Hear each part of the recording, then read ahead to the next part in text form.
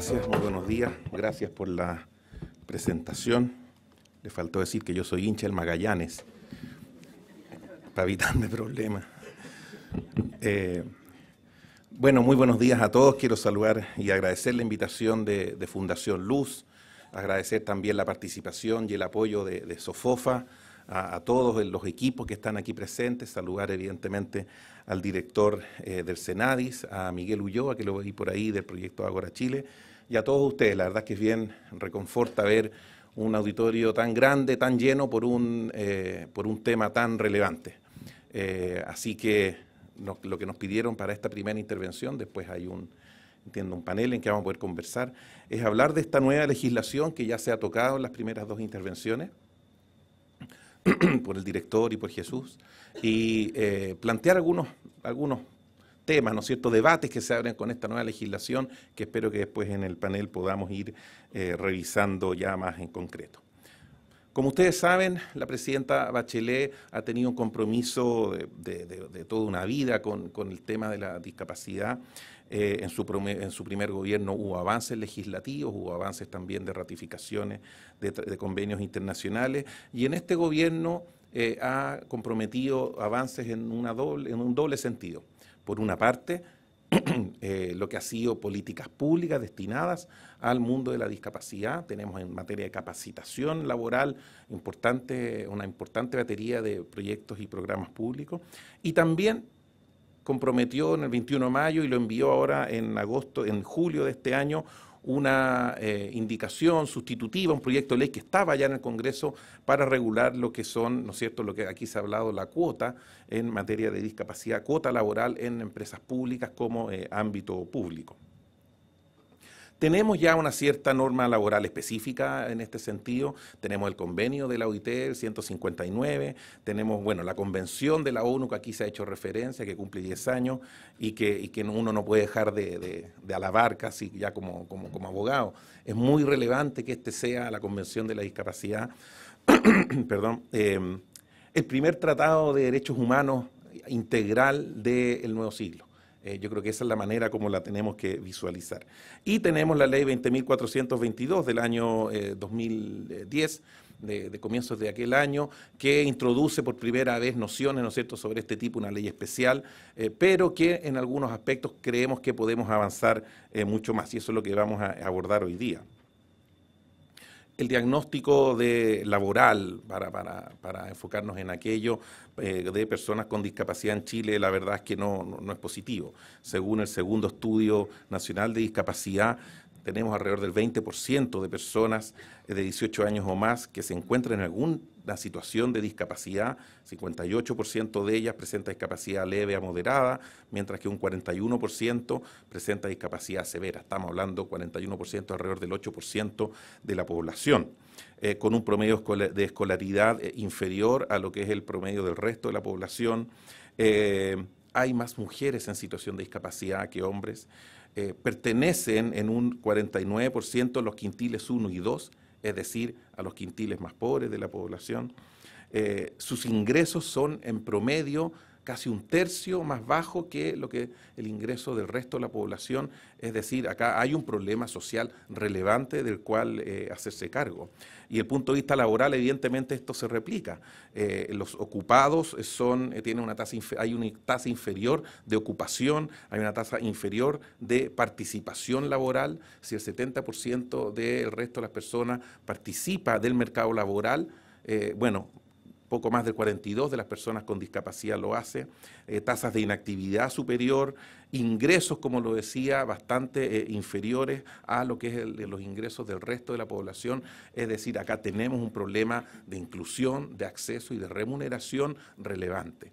Y que, como ya se ha señalado, es hora de dar un segundo paso, de hacer esto, de avanzar desde el punto de vista legal para ir rompiendo algunas de estas barreras, al menos del acceso al trabajo, y para ello entonces se ha presentado el proyecto de ley de inclusión laboral de personas con discapacidad. Son 4 los grandes ámbitos que esta indicación sustitutiva que presentó la presidenta aborda.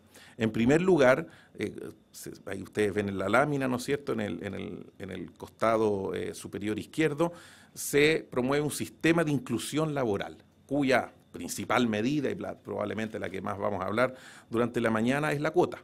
Efectivamente, el proyecto exige la contratación de un 1% de personas con discapacidad en organismos públicos, personas con discapacidad o que tengan algún tipo de pensión de invalidez, sea cual sea el régimen previsional que ellos tengan. Estamos asimilando ambas categorías. Entonces, contratación de 1% de aquellas personas en empresas que tengan más de 200 funcionarios o trabajadores, empresas públicas, privadas, organismos públicos o privados, empresas que tengan más de 200 funcionarios o trabajadores, 1% de exigencia de cuota.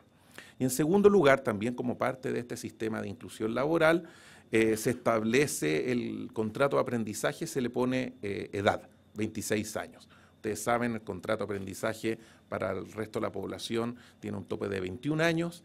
La ley 20.422 eliminó aquel tope de edad, pero nos hemos ido dando cuenta en conversaciones, en diálogo, de que a veces puede ser mal utilizado aquel no tope, por tanto se le coloca un tope de edad de 26 años, que coincide, entre otras cosas, con lo que es la enseñanza especial, ¿no es cierto?, que existe en este ámbito.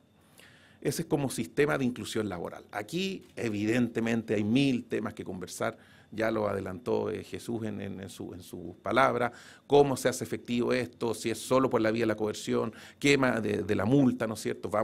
La ley le da un rol a la Dirección del Trabajo para que fiscalice la aplicación de esta ley, pero evidentemente, dado que esto es, utilizando las palabras de la Convención de la ONU, un cambio paradigmático, vamos a tener que tener una aproximación muy pedagógica en el uso de esta ley. O sea, puro sancionando no vamos a lograr el objetivo que queremos. Tenemos que tener una mirada bastante más pedagógica de la que podemos conversar.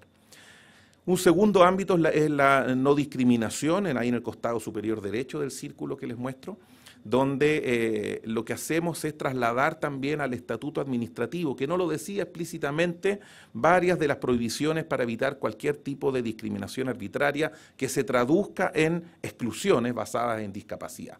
¿No es cierto? La ley ya lo señalaba, la 24.2, hay disposiciones, de hecho está la ley Zamudio, que en otros ámbitos también aborda el tema de la discriminación. Bueno, acá lo estamos llevando explícitamente a lo que es el estatuto administrativo. En tercer lugar, en el costado inferior izquierdo del círculo, hay el tema de la equidad remuneracional.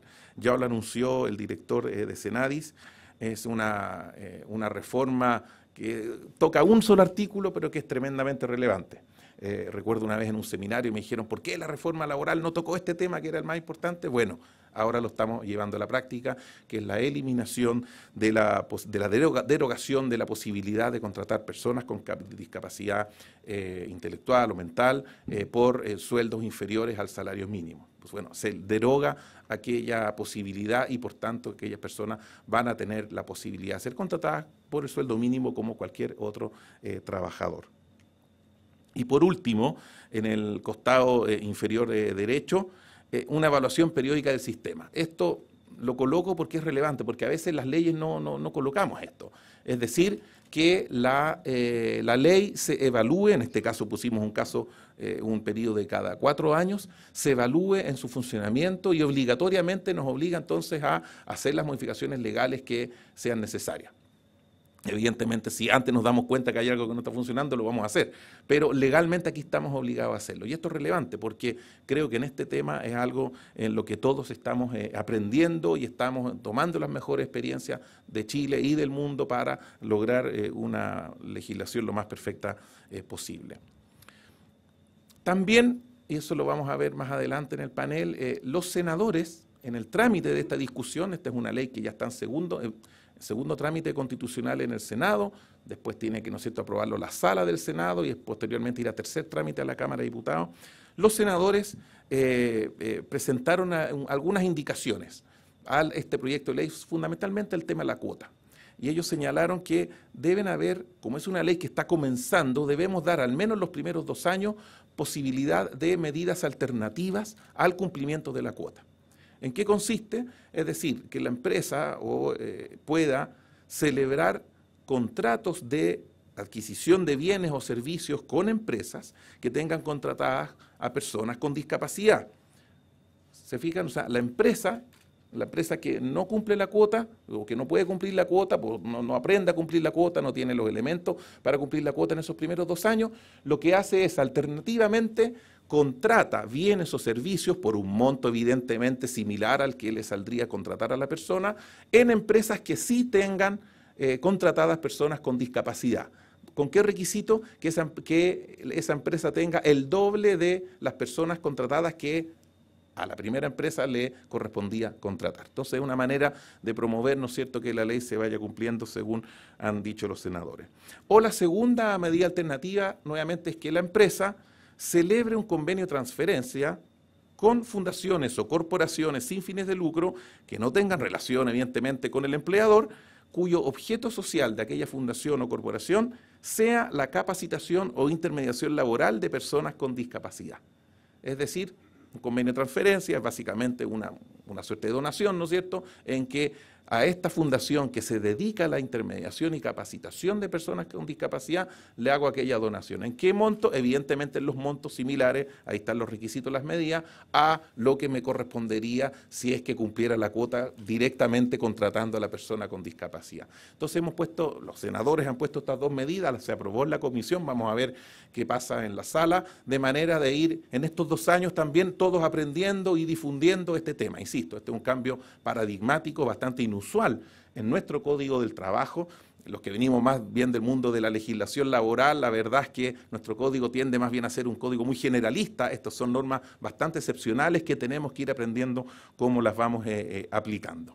Y por último, y solo para dejar ahí el pincelazo, no solo tenemos que preocuparnos del acceso. El acceso al mundo laboral es muy importante. La SOFOFA, el estudio ya lo decía hace unos años, esa primera barrera es la más grande porque después se entra en una etapa bastante positiva de trabajo. Pero bien, ese acceso es importante, pero ¿qué es lo que ocurre después? ¿Cómo pasamos del acceso a la inclusión real y sostenible de la persona con discapacidad en el puesto de trabajo? No queremos que, producto de la ley de cuotas, haya muchas contrataciones que duran pocos meses o un poco tiempo, ¿no es cierto?, en el empleo.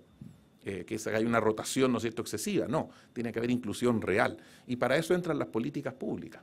Políticas públicas que desde el mundo laboral, no me voy a referir a políticas públicas que desde Senadi, por ejemplo, pudieran existir en materia de accesibilidad, etcétera, pero que desde el mundo laboral vayan favoreciendo una inclusión real y sostenible. Tenemos la Bolsa Nacional de Empleo, que va a tener un módulo especial al intermediar, ¿no es cierto?, laboralmente, un módulo especial, y queremos que esté certificada por Senadis en materia de discapacidad. Tenemos el programa Más Capaz, que ha sido una de las experiencias más gratificantes que nos ha tocado llevar adelante desde el Ministerio del Trabajo, porque hemos entregado capacitación laboral a personas con discapacidad de manera masiva y en todo Chile, en muchas comunas donde sencillamente no existía posibilidad de capacitaciones en materia, en distintos oficios, ¿no es cierto?, relevantes a personas con discapacidad. Son más de 6.000 y tantos las personas con discapacidad que han participado de este programa, y además hemos logrado generar conciencia, hemos logrado que, por ejemplo, las instituciones de capacitación que no tenían este tipo de programas en sus currículos regulares, ahora lo tengan. Ha sido una muy buena experiencia. En el programa Aprendices podemos hacer mucho más, aprovechando además lo que ha sido la modificación legal.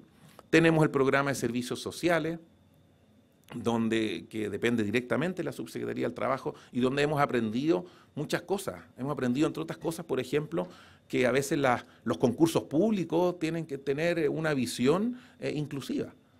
Hemos tenido problemas.